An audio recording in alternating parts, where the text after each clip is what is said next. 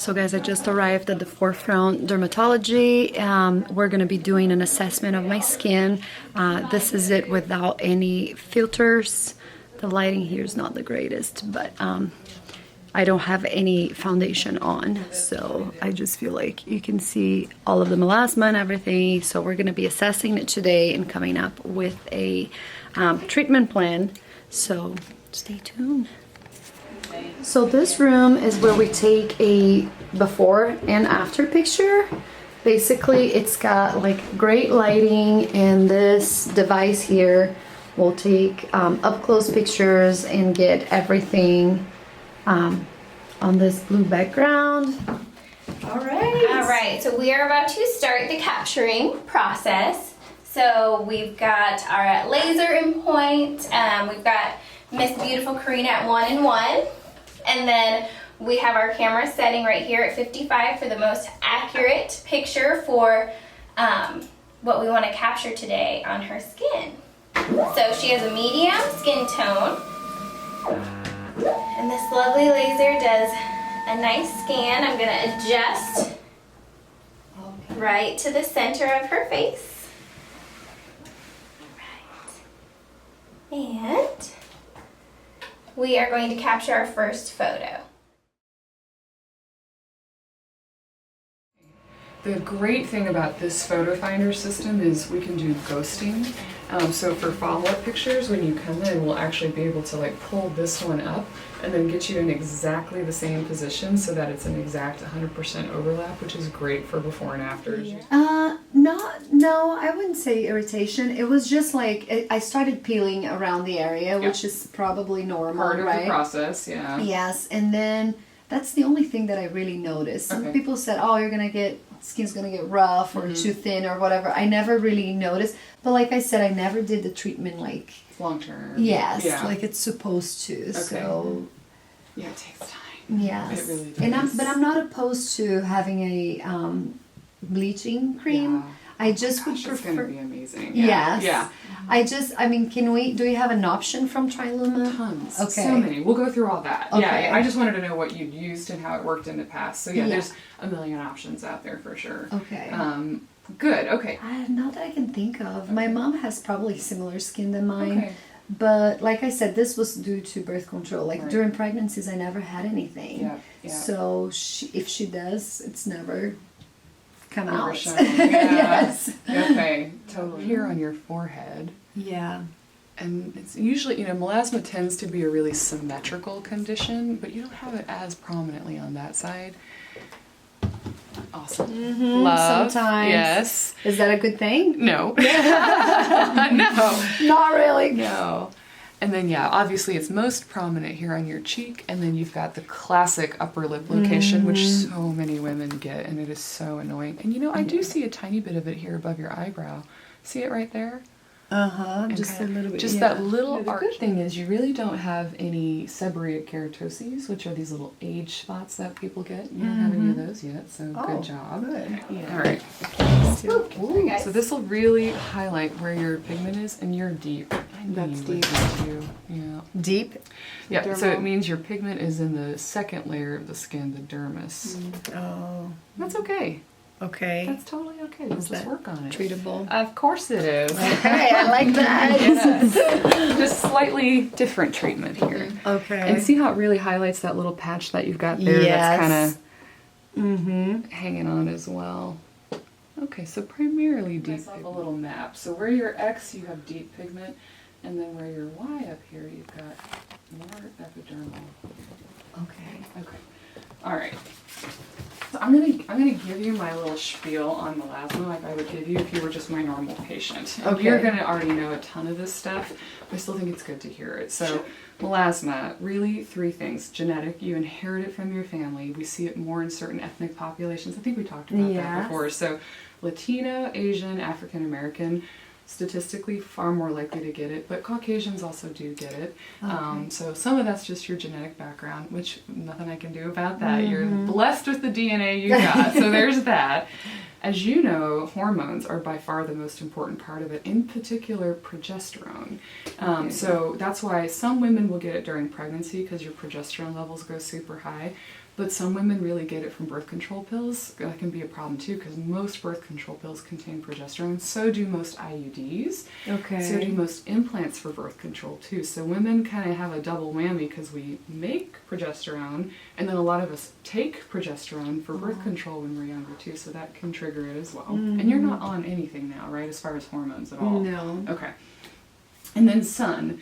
But I put sun in quotation marks because sun is more than just like, oh, it's the ultraviolet light. Ultraviolet light's the number one thing that we think kind of promotes it to get worse, but so does infrared light. So the sun makes a whole spectrum of light, and on one end is ultraviolet light, and then there's visible light, but then down here there's also infrared light. So infrared light's what heats up your car.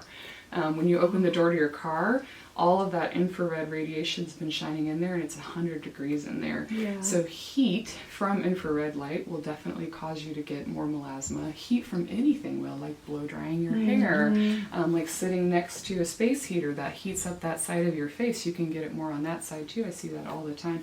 I didn't ask, have you ever had melasma on your arms? No, not that I noticed, but.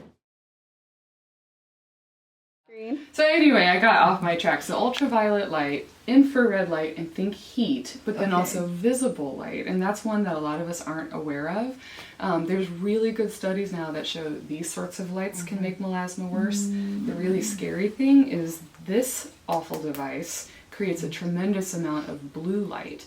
So blue light is the light that's the highest energy. So honestly, holding your light lit up phone here can increase blue light penetration in the skin, and I'm seeing lots of people get melasma in that location.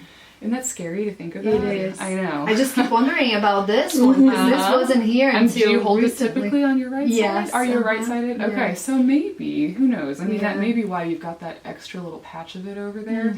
Also, people who have to look at, you know, screens all the That's what I do all time. day, Yeah, you know, you're just exposing your skin to a whole lot of all light, but especially that high-frequency blue light spectrum, which can make your melasma worse as well. So, so when I talk to somebody about like, okay, we're serious, what are we going to do to get this as good as possible? First thing's always prevention, prevention, prevention. Because if you're not taking a hormone, if we eliminate the things that make it worse that we can control, ultraviolet light, visible light, and infrared light and heat, a lot of the times it'll go away primarily on its own. And then you don't even have to get a chemical peel or a Fraxel laser or anything like that. We can just tone it way down. And so the way you do that is, and I mentioned this first because I think it's the most important truly, cover up from the sun. So not sunscreen, although I firmly believe in sunscreen, wearing hats, wearing big sunglasses.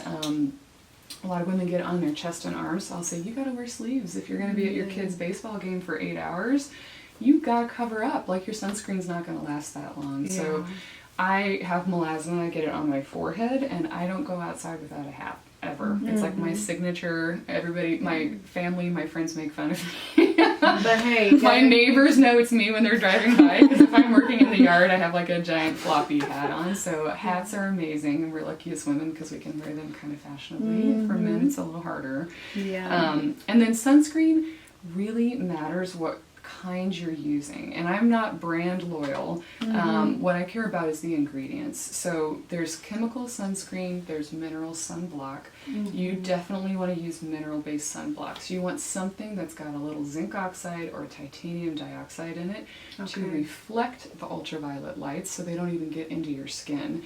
The tricky thing about chemical sunscreens is they absorb ultraviolet light and convert it into heat, which is the enemy. Heat makes melasma worse.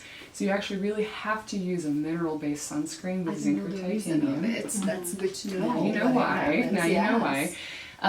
The other things to think about with sunscreens are the SPF. I always want you on a 30 or higher. The closer to 50, the happier I am for melasma in particular. And then the really cool thing is the visible light stuff. So your cell phone, blue lights from the TV, from computers, these sorts of lights is actually really easy to block with iron oxide. And iron oxide is what gives any kind of sunscreen tint. So if you use tint, it will have iron oxide in it. And the majority of makeup now, like foundation, concealers, have iron oxide in them as well. So if you don't like tinted sunscreen, you don't have to wear it. You can wear regular sunscreen as long as you wear makeup on top of it all the time. That's totally good. Same for me. You can do it. Same for me. But sometimes, especially for men, or there's lots of people who just don't wear makeup every day. Yes. Then for those folks, I say, let's make sure we get your everyday sunscreen to be a tinted one, so that in one foul swoop we're covering all our bases. So, do you use a sunscreen now? I do. I actually just ran out this morning. So, okay, so let's yes. go. We'll start with which I love. These three are all made by Ulta and D. All of these are going to have zinc and titanium, so you're covered there. And some are tinted and some are not.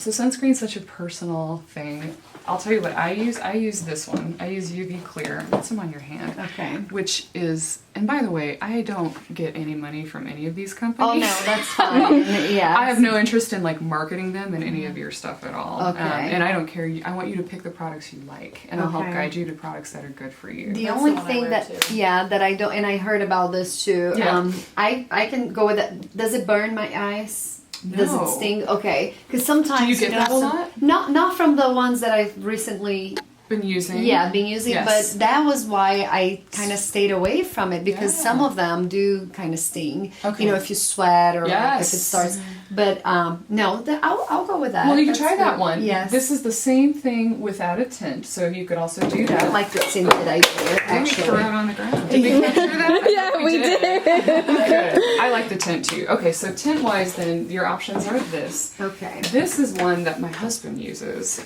So this is also a pure mineral. It's got a little more color to it. Okay. It's got a little different finish to it as well. So honestly, I'll wear this one if I'm gonna do like full face makeup. And I'll wear this one if it's like the weekend and I'm not going anywhere and I don't want to do full face to anybody, even women who are pregnant, even women who are breastfeeding. There's nothing about any of those ingredients that's toxic or dangerous to the body, and they tend to be really well tolerated, so no irritation from those as well. So that's kind of that category. The other category is prescription stuff. And there's different things we use. So we use hydroquinone, which, to be honest, there's nothing more effective than hydroquinone. That's what I thought. In the world, nothing. Yes.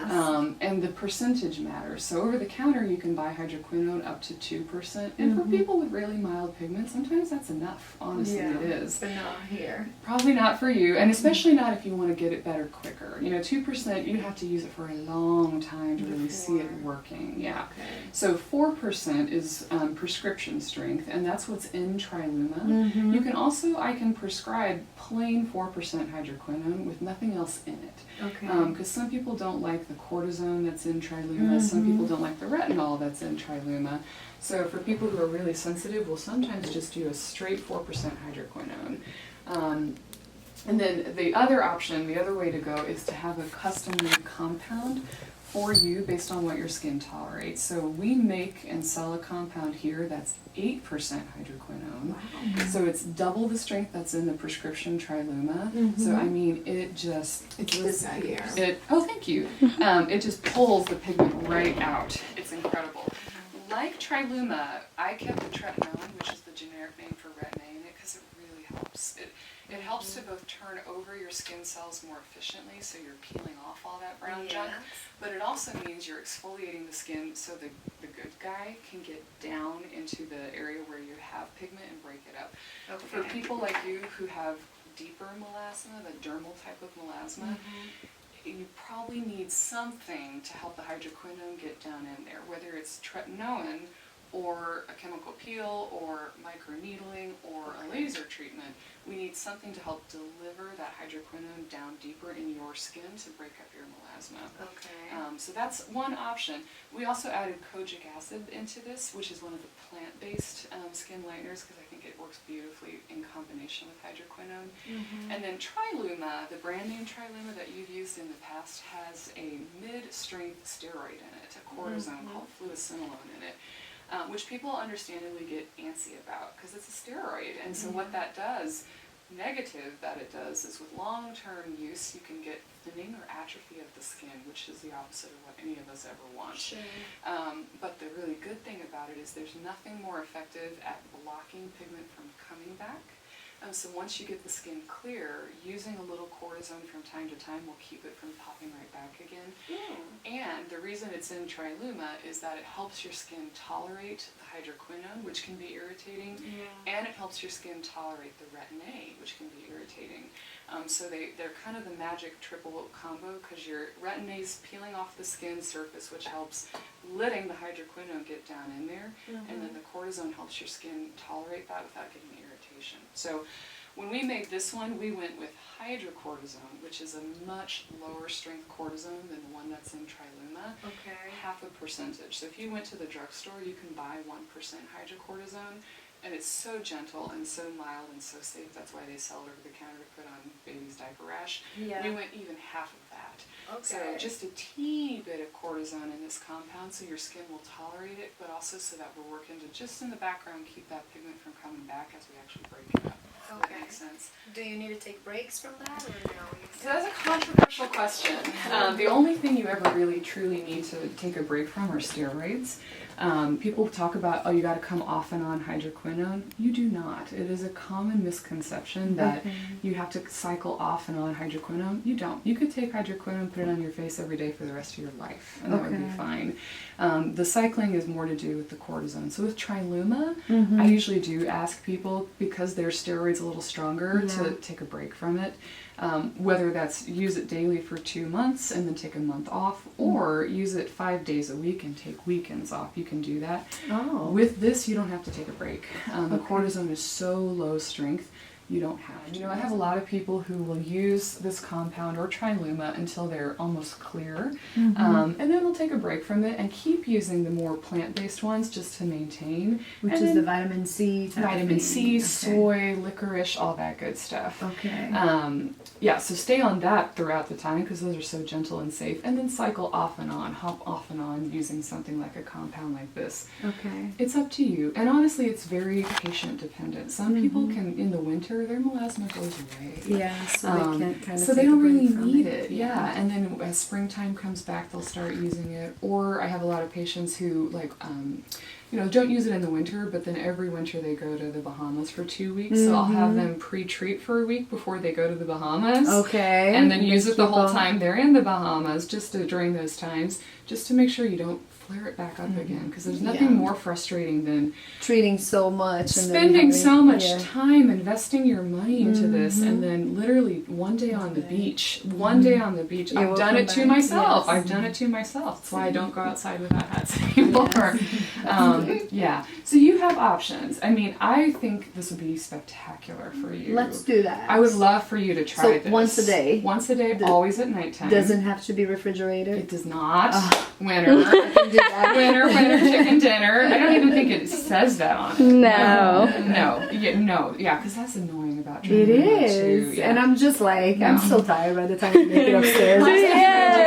Refrigerated. Very fresh. Okay. It's like a kombucha black tea type of, I don't know, I just like the way it feels. I don't have to. No, you can't. And black tea is interesting because it has a lot of polyphenols in it, which are great antioxidants. So I'm fine with you using that. Good. So cleanse, then essence, and then your next step is going to be your, and I wish we had a sexier name for this. We call it hyperpigmentation emulsion. It's fine as long as it works, right? It works. You're not going to care what we call it. You're going to love it. So that'll be your second step at night, AHA beta hydroxy acid. So it's nice because you can cleanse with this even just a couple times a week when you need like a deep cleanse, or if you've done like a full like sculpting, cosmetic, makeup, heavy day and you really want to scrub it out, awesome product for that. So I'd love for you to try that one. But I wouldn't use it every day. It's probably going to be too harsh. So this is a good backup plan. The replenishing cream cleanser is going to really hydrate your skin. This one's like empty. Do we have this for sale? Yeah. I love this one. I thought this was back bar only. Awesome. So this has do you know about ceramides? No. Ceramides are the natural, it's a lipid, it's an oil that our skin makes a ton of when we're young. And as every year after the age of like 25, we make less, of course, we make less and less and less of this. it's why little kids, their skin feels so silky. And like you can imagine a kid when they jump out of the pool, like the water just rolls off their face.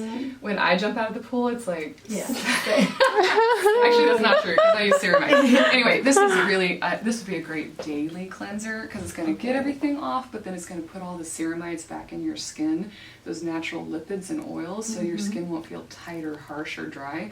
And especially when you're using a retinol, that's a good one. Okay. So I think we should do both. So kind of do. So let's write that down. So this would be your. And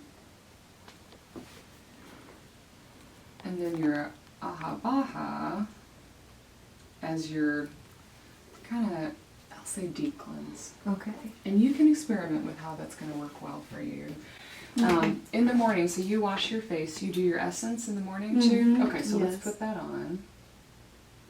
And then what do you do next? Just the serum and moisturizer. What's in your serum? Tell me. Oh, there's like, I have different ones. Okay. Serum-wise, vitamin C. Like that's, in the morning, it's such a great opportunity to get vitamin C. One on the left and one on the right. So this is CE ferulic. I didn't get any in there. So this has vitamin C and vitamin E, which is another great antioxidant. And then ferulic is derived from flaxseed, actually, something you take every day. It's the husk, the brown husk stinks. I'll tell you about that. Yeah. It smells like flax seeds. Actually, if you ever grind up flax seeds and smell them, that's what what that smell is. So this is really good for people who need a vitamin C and maybe need a little extra moisture because vitamin E is a little bit oily. So this is what I use every day. But this is the alternative. So this is Floritin CS. So Floritin is a different plant-based antioxidant that's from apple trees, from the root of the apple tree, plus vitamin C and vitamin E as well. So this one's a little bit better if you tend to get greasy with too many products because it's very light. It just disappears. That don't have any retin-A in them, that don't have any steroid in them. So these are that category of products that anybody can use, pregnant people can use, breastfeeding women can use, that will work hand in hand with your nighttime one. So this would be kind of your morning melasma treatment. The prescription one is going to be your nighttime melasma treatment. So you do the vitamin C first, vitamin C first because that's going to soak into your skin and be working down deep in your skin to absorb all those free radicals. But it's not breaking up the pigment. These will actually break up the pigment for you during the daytime. The hydroquinone will break up the pigment for you during the nighttime. And these aren't irritating at all, so that's why you can actually add another layer in. So guys, as my fourth step, it's the mineral sunblock, and I'm sorry we don't have any more footage of this first visit, but you guys, most of you, if you follow me on Instagram, know what my skin looks like right now. If you do not, make sure that you're following me, and we have weekly updates and a highlight on my Instagram as well with Alexis. I work with her. She does all of my chemical peels, so you guys can follow more closely about the treatment, and I'll have a live with Dr. Donnelly coming up next month, so stay tuned for that. And just so you guys know, I am so confident right now. My skin looks nothing like it did when I first started this treatment, so I'm so happy with everything, so I can't wait to share more.